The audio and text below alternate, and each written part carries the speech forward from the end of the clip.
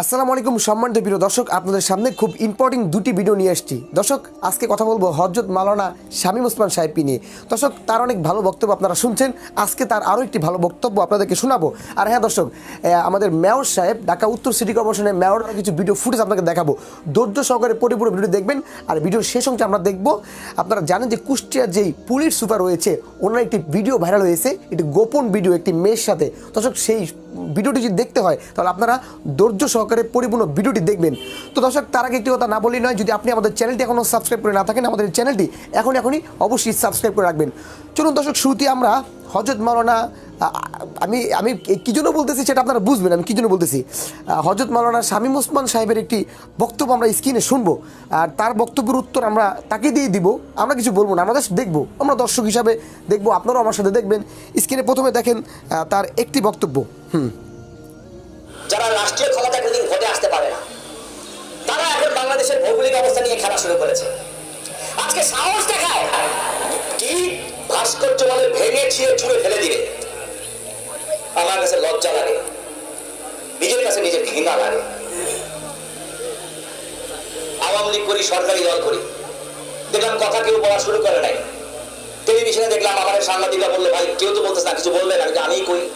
তো বললাম এমপি সিটটা ছেড়ে দিই, আমরা সংসদ সদস্য পদটা ছেড়ে দিই, তাহলে তার দলের কিছু রইলাম না, এমপিও থাকবো না, আওয়ামী লীগের সদস্য থাকবো না।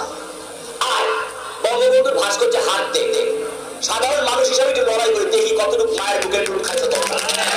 খেলা হবে আয়।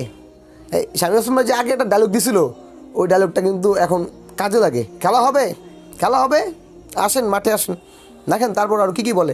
তবে দর্শক, এরপর আরেকটি বক্তব্য শোনাবো, তারই আরেকটি বক্তব্য, মানে তাদের কত রকম রূপ হতে পারে। দর্শক দেখেন, আগে এই বক্তব্যটা পরিপূর্ণ শোনেন। আমাদেরকে আপনারা ইসলাম বুঝান, আমরা কোরআন পড়ি না। শামীম ওসমান সাহেব কোরআন পড়ছে, তো দেখি তো উনি কি কোরআন পড়ছে, আগে একটু সেটা আমরা দেখে আসি। দেখেন স্ক্রিনে। সো আমি আপনাদের কাছে একটা অনুরোধ করি ভাই, যে আমরা পড়ি নাই, যাদের অক্ষর জ্ঞান আছে পড়ি। আমাকে বুঝতে বলা হয়েছে কোরআন শরীফ, আমি পারি না, নিঃসন্দেহ বললাম না, আরবি আমি পারি না, আমি বাংলায়। উনি কিন্তু এখানে বললো যে উনি কোরআন অতটা জানে না, যা সত্যি কথা। আর এনে বলতেছে উনি নাকি কোরআন পড়ে, কোরআন জানে। হইতে পারে, এখন আপডেট হয়েছে, দেখেন তারপর। 22 বছর ধরে চারজন ছাড়ি নাই, ডেইলি 70-80 রাকাত নফল নামাজ বেশি পড়ি আল্লাহর রহমতে। এই কথাটা হইনা আমার একটা ভিডিও খুব দেখতে মজা। ভিডিওটা দেখেন তো একটু আগে। প্রায় 1.5 মাসের মতো পাগল ছিলাম আসলেই। ও ভাই মুঝে মারো, ইয়ে মে কি শুন রা হ্যায়, কি এটা কি শুনলাম? 22 বছর পর্যন্ত একটা তাহাজ্জুদি ছাড়ে নাই, ডেলি 30-40 রাকাত বলে নফল নামাজ পড়ে। ওই মিয়া আপনারা হরেন কি মিয়া, আপনারা কিতা করেন মিয়া? এই আবার কি কয়, 2 বেলা কোরআন শরীফ পড়ে। বাবা, ধর্ম সবার, ধর্মের জবাব আল্লাহর কাছে দিব, আর কারোর কাছে না। লাইসেন্স দিতে হইব আমার? না আমি মুসলমান না। কিন্তু নবীজি এই কথা বলতেন না বিদায়ের ভাষণে, যে ধর্ম নিয়ে বাড়াবাড়ি করবে। আপনারা লাইসেন্স দিতে চান, আশা করি আল্লাহ আপনাদের হেদায়েত করবেন। আমিন। এবার দেখি তো, আল্লাহ তো আমাকে হেদায়েতের জন্য উনি দোয়া করলো। এবার ওনার একটা ভিডিও দেখিলেন। আল্লাহ আপনাদের সবার উপরে রহমত দেন, আল্লাহ সবাইকে বরকত দেন, আল্লাহ সবাইকে আল্লাহ হেফাজত করেন, আল্লাহ আবার সবাইকে হেদায়েত করেন, আল্লাহ আমাদেরকে মৃত্যুর আগে যাতে প্রকৃত মুসলমান হিসাবে আল্লাহ তুলে নেন, এই তৌফিক যাতে আল্লাহ দেন। আর আমি আপনাদের কাছে ভিক্ষা চাই, ভুল মাফ করে দিন, আমি যা বুঝি তাই বললাম, যদি ভুল হয় আল্লাহর কাছে মাফ করে দিবেন ভাই। তা ভাই, আমি আপনাদের কাছে অগ্রিম ক্ষমা চাই। আমি তো মানুষ, আমি ফেরেশতা না শয়তান না। ফেরেশতা যারা আছে তাদের ভালো কাজে কোনো ভুল হয় না, আর শয়তানিতে কোনো ভুল নাই। আমরা মানুষ দোষী গুণে, যদি আমার কোনো ভুল হয়ে থাকে, আমার কথা কাজ কর্মে কোথাও কখন যদি আপনি কষ্ট পেয়ে থাকেন, আমি আমার মৃত্যুর আগেই আপনাদের কাছে হাত জোড়। এরপরে দেখেন উনি কি বলে। এখানে এই শক্তিগুলিকে সাথে নিয়ে একটা শ্রেণী, ওরাই যারা মাইনাস করতে চেয়েছিল, আবার -2 না -1 ছিল অ্যাকচুয়ালি, যারা করতে চেয়েছিল আবার মাঠে নেমেছে। এইবার একটা অন্যরকম খেলা। এইবারের খেলাটা হচ্ছে সরকারের পরিবর্তন না, শেখ হাসিনার পরিবর্তন না, আওয়ামী লীগের পরিবর্তন না। বিশ্বাস করেন যে আমি কি খুলে বলতে পারতাম আপনাদের কাছে, যে খেলাটা হচ্ছে, সেই খেলাটা হচ্ছে বাংলাদেশটাকে একটা ব্যর্থ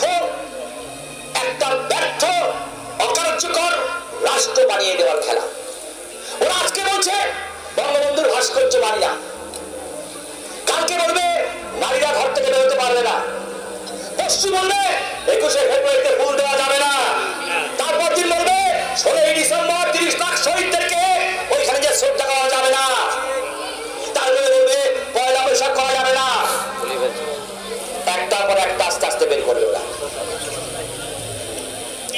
দিয়ে কেউ বলাচ্ছে বাইরের থেকে টাকা আসছে, বাইরের থেকে টাকা আসছে, ভাস্কর্যের বিরুদ্ধে ওলামায়ে কেরাম কথা বলতেছে, কারণ বাইরের থেকে টাকা আসছে, মোটা অঙ্কের টাকা, অনেক বেশি টাকা, তো এই জন্য ওনারও লোভ লাগছে একটু মনে হয়।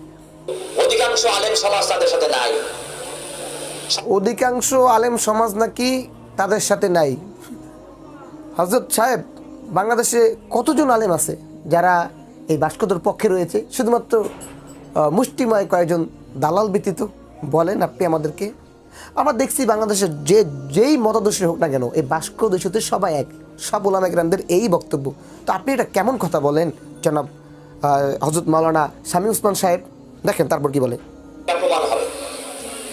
কিন্তু যারা খেলা খেলছে টার্গেট একজন, শুধু একটা মানুষ টার্গেট, আর সেই টার্গেটের নাম হচ্ছে শেখ হাসিনা। নাউজুবিল্লাহ। এখন আপনাদের ঠিক করতে হবে, আমরা কি আপোষ করব তাদের সাথে? আমরা কি সব প্রশ্নে আপোষ করতে পারি? আমাদের পারেন আপোষ করব, মুজিবুর ভাইরে পারেন আপোষ করব, বাবুল ভাইরে পারেন আপোষ করব, ঠিক আছে মাফ করে দিব। কিন্তু দেশের স্বাধীনতা, দেশের ভূখণ্ড আর জাতির পিতা বঙ্গবন্ধু শেখ মুজিবুর রহমান, এই প্রশ্নে কোনো আপোষ হবে না, কোনো আপোষ হবে না। এই জায়গাটা আঘাত করে, যারা আঘাত করছে তারা ইচ্ছে করেই করছে খোঁচা মারার জন্য, অ্যাসিড টেস্ট করতে চায়, রিয়াকশন দেখতে চায় যে শেখ হাসিনা পর্যন্ত হাত দিলে কি হতে পারে। এই ছিল হযরত মাওলানা জনাব শামীম ওসমান সাহেবের বক্তব্য। এবং শুধু উনিই নয়, কিন্তু ঢাকা উত্তর সিটি কর্পোরেশনের মেয়র আতিকুল ইসলাম, উনি কিন্তু মামুন হক সাহেবের সাথে একটি মাহফিলে গিয়ে খুব ভালো কথা বলেছিল যে উনি মাদ্রাসা করেছে, উনি নিজেও একটা মাদ্রাসা করেছে। উনি বলছে যে আগামীতে এই বাংলাদেশ তোমরা পরিচালনা করো, মাদ্রাসার ছাত্ররা। আবার ওনাকে কিন্তু দেখা যায় একটি পূজার অনুষ্ঠানে গিয়ে নাচানাচি করতে। দেখেন প্রথমে সে মামুন হক সাহেবের পাশে দাঁড়িয়ে উনি কি বলেছিল সেই বক্তব্যটা আগে একটু দেখেন। তোমরা যারা আছো মাদ্রাসাতে, যারা পড়াশোনা করছো, তোমরাই কিন্তু আগামীতে চালাবে দেশ, তোমরাই হবে দেশের ভবিষ্যৎ। আপনারা শুনেছেন বক্তব্যের মাঝে যে আমিও একটা দারুল কোরআন ইসলামিয়া মাদ্রাসা করেছি আল্লাহর রহমতে। আমি যখন যাই, আমার বন্ধুরা বলেছিলেন যে তুমি মাদ্রাসা করো না। আমি বললাম মাদ্রাসা আমি কেন করব না? বলল মাদ্রাসা যদি করো, এই মাদ্রাসার থেকে জঙ্গি বের হবে, জঙ্গি। আমি বলেছিলাম বন্ধু, আমি মাদ্রাসা করব ইনশাল্লাহ, আল্লাহ যদি তৌফিক দান করেন, এবং ইনশাল্লাহ এই মাদ্রাসা থেকে এখন পর্যন্ত যারা বের হচ্ছে তারা একজনও জঙ্গি হয় নাই আল্লাহর রহমতে। দর্শক, এবার চলুন দেখে আসি যে উনি পূজায় গিয়ে কত সুন্দরভাবে আনন্দভূতি করতেছে, কত সুন্দরভাবে নাচানাচি করতেছে, সেই ভিডিও ফুটেজটি দেখেন এখন।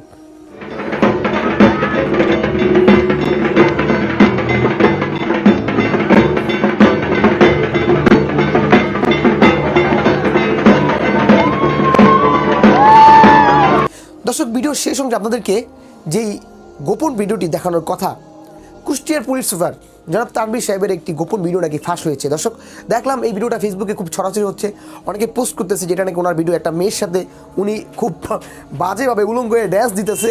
দর্শক, সেই ভিডিও ফুটেজটাকে দেখেন, তারপরে কথা বলবো এটা নিয়ে। এটা সত্য মিথ্যা আপনাদেরকে আমি জানিয়ে দিব। স্ক্রিনে দেখেন আগে তার সেই ভিডিওটি।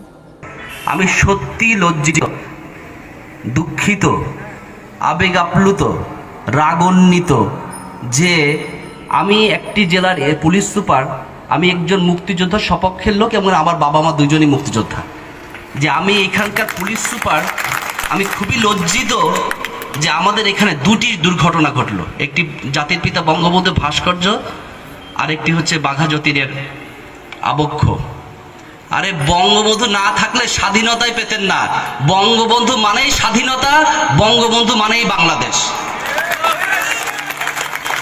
বঙ্গবন্ধু একটা নির্দিষ্ট ভূখণ্ড, বঙ্গবন্ধু প্লাস একটা নির্দিষ্ট ভূখণ্ড। দর্শক, সত্যি কথা হচ্ছে কি জানেন, তার এই যে ভিডিওটি দেখলেন এটি কিন্তু সম্পূর্ণ ফেক, এটা কিন্তু ওনার না, এটা এডিট করা হয়েছে, এটা অন্য একটা ভিডিও, এটা ওনার সাথে চালিয়ে দেওয়ার চেষ্টা চলছে। আসলেই সত্যকে সত্য বলা বা মিথ্যাকে মিথ্যা বলা, এটাই হচ্ছে মুসলমানের কাজ। দর্শক, তাই কেউ বিভ্রান্তি হবেন না, কেউ ভিডিওটি শেয়ার থেকে বিরত রাখবেন, কারণ এই মিথ্যা প্রচারকারী যদি আপনি হন তাহলে আপনিও কিন্তু একজন মিথ্যাবাদিতাতে সামিল হলেন। দর্শক, এই ছিল আজকের মতো ভিডিও। পরবর্তী ভিডিও পাওয়ার জন্য অবশ্যই অপেক্ষা থাকবেন।